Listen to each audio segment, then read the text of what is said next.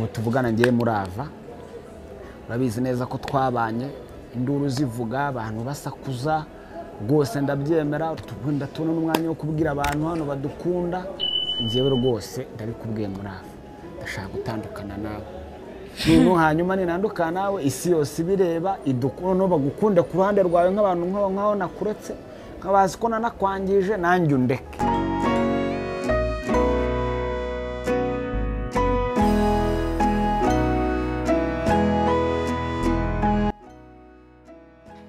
ni inkuru iteye agahinda ndetse ni inkuru ikomeje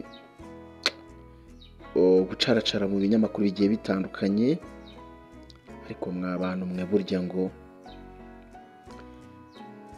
akanwa k'umuntu gashobora kuba karema cyangwa se buriya umuntu ashobora kukubwira ikintu cyangwa se umuntu n'ujya ubona umuntu arimo kuvuga ujye umenya ko ibyo ari kuvuga kenshi aba ari ibyo bari gucamo. Ni inkuru imaze nk'amasaha 8 igiye hanze ku isaha y'isa 2 nibwo byatangiye gukwirakwira mu binyamakuru ko Habiyaremye Zakari wamenyekanye nka Bishop Gafaranga yaba ari mu maboko ataraye, yaba yamaze gutabwa muri yombi.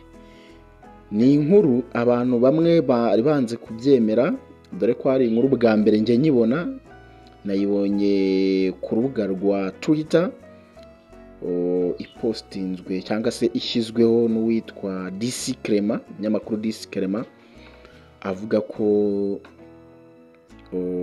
Bishop Gafaranga yaba yamaze gutabwa muri yombi.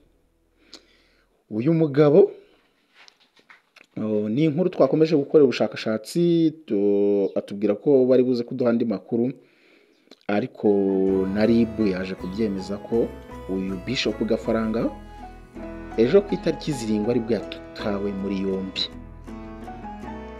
azira guhoza ku nkeke no gukorera ihohoterwa rishingiye ku gitsina uwo bashakanye. Umugore we bari bamaze igihe gito, bari babyaranye umwana umwe,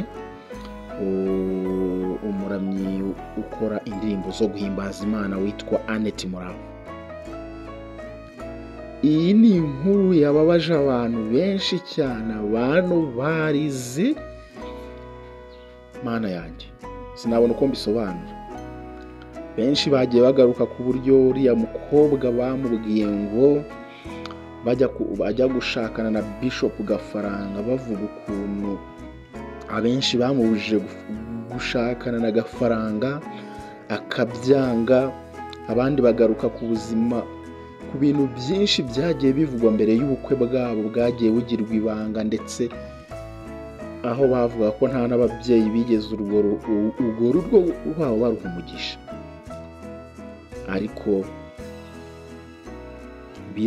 biranga urukundo ruratsinda, ariko none ndebera ibibaye. Gafaranga mwibuke mu kiganiro ejo bundi yakoranye na Isimbi TV Murungi Sabe, nibwo yatangiye guca amarenga ko yaba nawe bitameze neza. Ndibuka hari aho yageze aravuga ngo buriya ngo ushobora no kuba uri muri etaje ariko nta mahoro ufite, ushobora no kuba uri mu nzu nziza ariko nta mutekano ufite. Ibi bintu birababaje cyane, ibi bintu birababaje kandi cyane.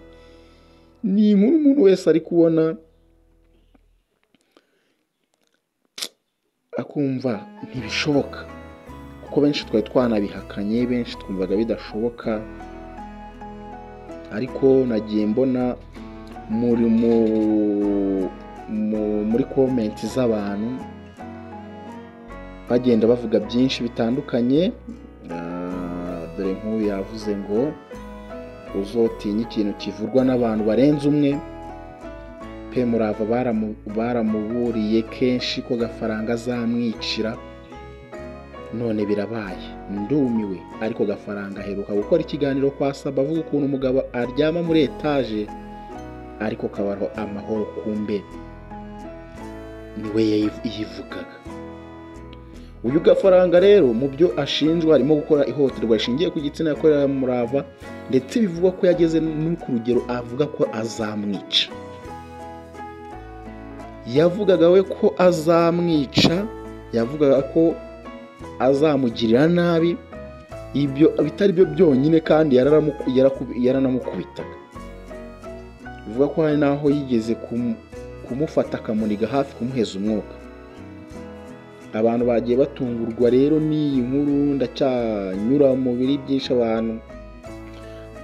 abantu bagiye bandika batangamo ibitekerezo. Nk'uyu yagize ati Mana ndatabariza Annette Murava, urugo mutabarire urugo kuko kubaka biravuna, ni ishuri mwitonda, ahubwo tubasengere mwa bantu mwe, niba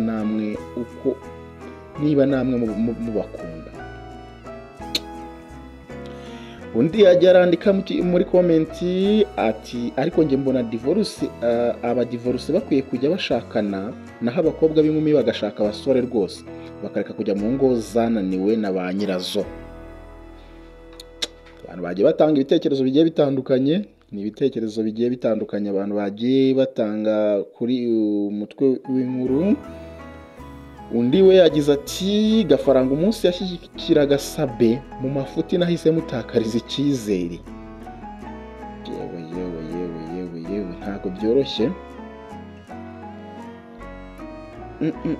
Undi we yagiye arandika ngo ariko niba mwararebye neza Annette ntiyigeze asa n'umugeni, wabonaga yarihebye, wabonaga ceremony, wabonaga serum nk'umuntu w'umusitari wa pipe. Ariko nanjye biriya bintu abantu benshi bagiye babigarukaho, wabonaga ko no mu biganiro bagendaga bagaragara, wabonaga ko uriya mudamu nta kwishima afite, ubona nyine ko ibintu byanze. Aho abandi bagiye bagaruka ku bintu bigiye bitandukanye. Undi yatanze igitekerezo ngo abantu nk'aba bitwa abanalisisike, sinzi impamvu mu Rwanda batabyigisha. Ni abantu hanze bazi kuvuga neza, abantu bakunda, ariko mw'abana ugasanga ugasanga bafite double face. Yego ibi byo birashoboka cyane rwose, kuko umuntu hari igihe umurebera inyuma cyangwa se ukagendera ku byo avuga, ariko nyine mwagera mu rugo ugasanga n'undi muntu utandukanye. Mujya mubona nyine ibiganiro Gafaranga atanga birimo inyigisho nziza, birimo amagambo yubaka abantu, ariko ntawatekerezaga ko yakora ibi. Undi we yagiye agira ati abakobwa bakunda etaje rwose, bayigwa hejuru da. Iriya etaje niyo itumye yizirika kuri Gafaranga, kandi yavuye mu bijurano, mu marira y'abanyarwanda bibaga. Nta kuntu mwari kugira amahoro pe. Rero ibintu byabo byose byari byuzuye ububobo n'ubujura. Uriya mukobwa mperutse kuvuga niko atishimye, wabona batari kumvikana mu biganiro, ubona rwose adahari. Imana ishimwe ko yarusimbutse niyigendera. Ni inkuru nyinshi, turakomeza gukurikirana amakuru agiye atandukanye, twumve n'abandi icyo babitangazaho. Kora subscribe niba ari ubwa mbere tubanye, ukande video like kuri video, naho gutaha muri izindi video.